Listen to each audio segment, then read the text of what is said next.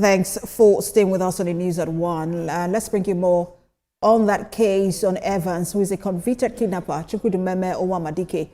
He's also popularly known as Evans and has been rearraigned on a 5-count charge of murder and kidnapping before Justice Adenike Coker of the Lagos State High Court, Ikeja. Now, the defendant says he has repented and is pushing for a plea bargain. Kemi Foladeyemo reports.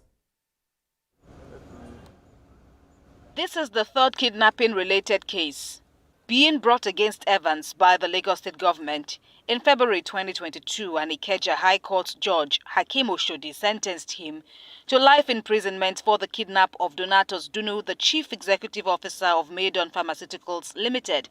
In September same year, another judge of the High Court, Oluwatoyin Taiwo, now retired, sentenced Evans to 21 years imprisonment for kidnapping a businessman, Silvanus Ahamonu, and collecting $420,000 as ransom from his family.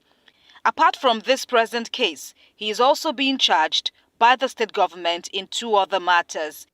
Evans and his co-defendant, Joseph Emeka, were brought before this court for the alleged offenses of the murders of 2 persons, as well as attempted murder and conspiracy to commit kidnapping. On Thursday, both defendants were re-arraigned on the 5-count charge, which they pleaded not guilty to. The prosecutor, Yusuf Sule, asked the court for a date to proceed on trial by the judge for a report on the defendant's plea bargain application. The counsel said the matter is currently before the committee set up by the state government and that the second defendant is also seeking a plea bargain. In his response, Evans' lead defense counsel says he newly took up the case to represent the first defendant and that his primary focus now is to pursue the plea bargain request and not to proceed on trial. He says Evans recently bagged a Nigeria certificate in education while in custody and is willing to further his education to the level of PhD.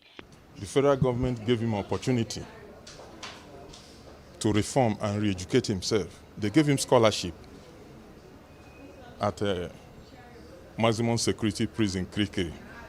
He took the scholarship. The outcome of the scholarship is that today he has NECO, he has NCE, merit. That is almost distinction.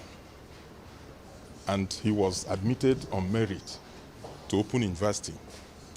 And he's on 200 level. Because if the plea bargain and clemency, which we are pursuing, is acceptable to Lagos State government and he is let out of prison, he will be under the custody of Lagos State government.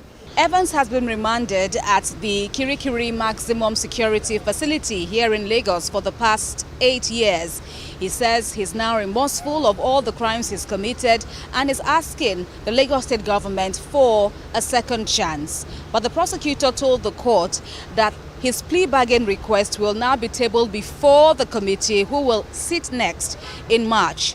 This case has now been adjourned to March the 20th for report on his plea bargain request.